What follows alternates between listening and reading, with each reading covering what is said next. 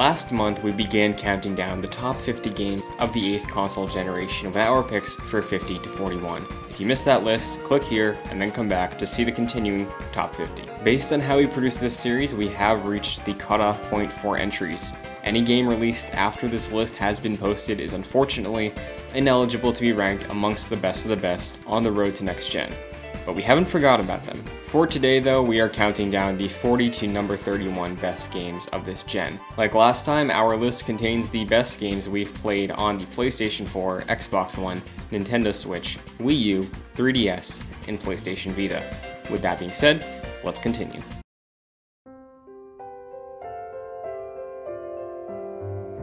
Kingdom Hearts 3 was a long time coming, with high expectations from fans. For fans of the franchise that began following the adventures of Sora, Donald, Goofy, Riku, and Kairi back in 2002, no other series best encapsulates a coming-of-age hero's journey more than Kingdom Hearts.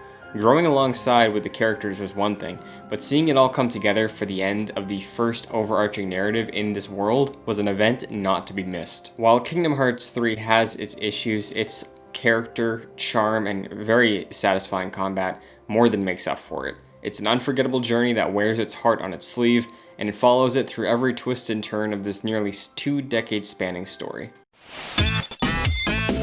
Man, oh man, The Messenger. Coming out in 2018 for PC and Switch, Cybersoft Studios' action platformer is not only one of my favorite games on Switch, but one of my favorite games of the generation. Gathering inspiration from the classics like Ninja Gaiden series, The Messenger allows you to play as a ninja, which is given the title of being the messenger by a character named the Western Hero, giving him scrolls to deliver to the top of a mountain after the Demon King attacks a village of ninjas. I honestly don't want to describe this game any further story-wise because of how wild, and I mean wild, the places you'll go in this game. Its gameplay is tactile and fast-paced, but when mastered becomes, in my opinion, one of the best platformers out right now.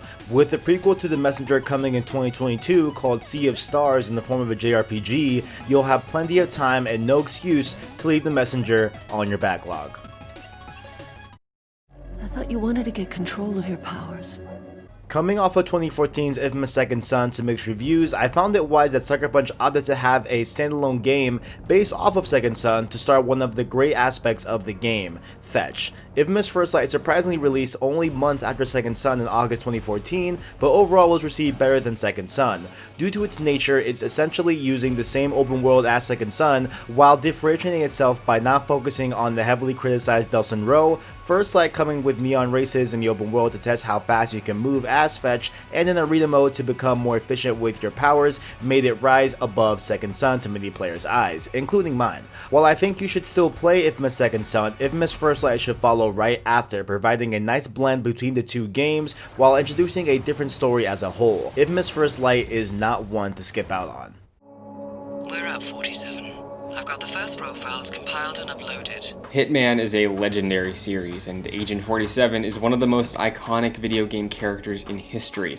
Don't let its episodic release fool you. The 2016 Hitman reboot is the definitive experience for Agent 47. Offering several maps with deep and complex routes to victory, this new take on the world of Hitman truly allows players the agency and an immense challenge to pull off complex assassinations in a satisfying way in a world that is constantly evolving.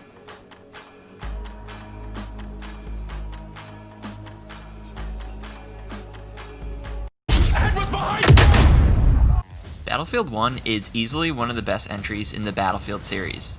Most first-person shooters stumble in one of its modes, but Battlefield 1 nails it on all accounts. Instead of a so-so 6-hour campaign, players are treated to concise vignettes throughout various operations in World War I.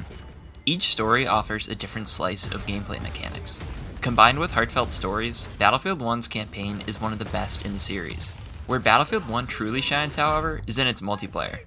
Each weapon feels unique, and the refined class system allows for the most balanced experience in the series to date. Legacy modes like Conquest and Rush are still great, but the added Operations mode helps Battlefield 1 stand out from its predecessors. Its capture-based battles keep players focused on the objective, and its massive 64-player servers are some of the best experiences you can have in multiplayer shooters in this generation. Let's try this baby out. Believe it or not, I never played Ratchet & Clank on the PS2. I always felt bad about having this lapse in my gaming history, but Ratchet & Clank on the PS4 made me feel like I never missed out. Insomniac Games expertly captures the feel of a PS2 game while still providing a modern experience. The crazy weapons the series is known for all feel distinct, and they encourage player experimentation. Aside from its incredibly solid gameplay, Ratchet & Clank features some of the most beautiful graphics of any game this generation. Its art style even rivals some of the best looking animated movies released at the same time. With Ratchet & Clank on the PS4, Insomniac Games expertly translated this classic series to a modern console. For such a long-running series, Wolfenstein keeps managing to teach an old dog new tricks. Wolfenstein II is no exception, and it's quite possibly the best in the series. Continuing from Machine Games' first game, Wolfenstein II combines heartfelt storytelling with excellent first-person shooting mechanics. This time around, BJ Blazkowicz and his resistance fighters take the fight against the Nazis to 1960s America. The pre-existing team, as well as new additions, are all interesting characters that you want to talk to in between missions. Each level is expertly crafted, allowing for stealthy or guns-blazing gameplay. Wolfenstein 2 is a reassuring example that proves established series can still manage to surprise.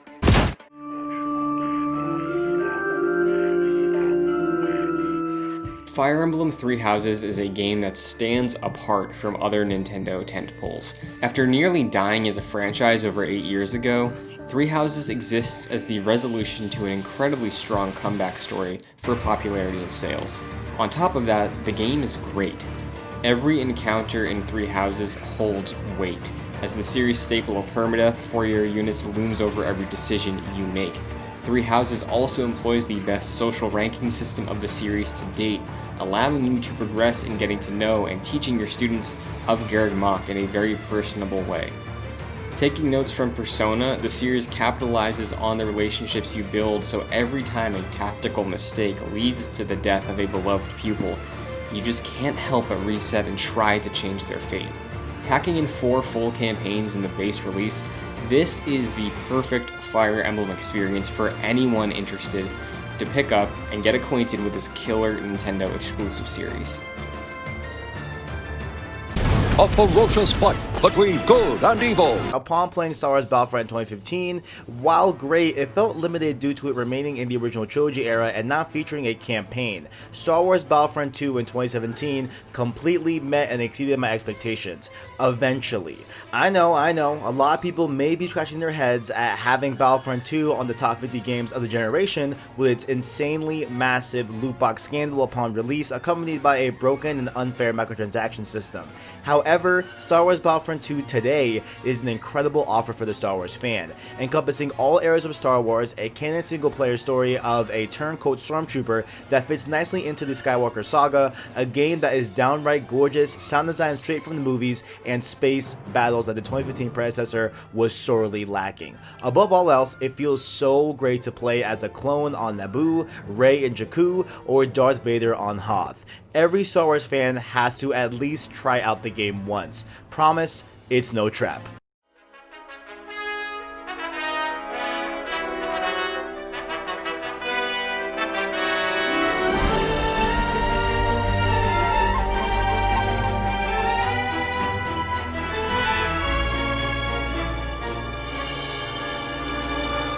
After being restricted to handhelds for several entries, Monster Hunter made its triumphant return to consoles with Monster Hunter World. A breakout hit for Capcom, Monster Hunter World encapsulates some of the best this current generation has to offer. Beautiful visuals, intense and thrilling hunts, jolly cooperation with your friends in big hunting groups, and lots of gear. Going beyond a typical game as a service, Monster Hunter World offers a wealth of content from free to expansions. And the latest expansion, Iceborne, proves there's a lot more to cull in the world of Astera.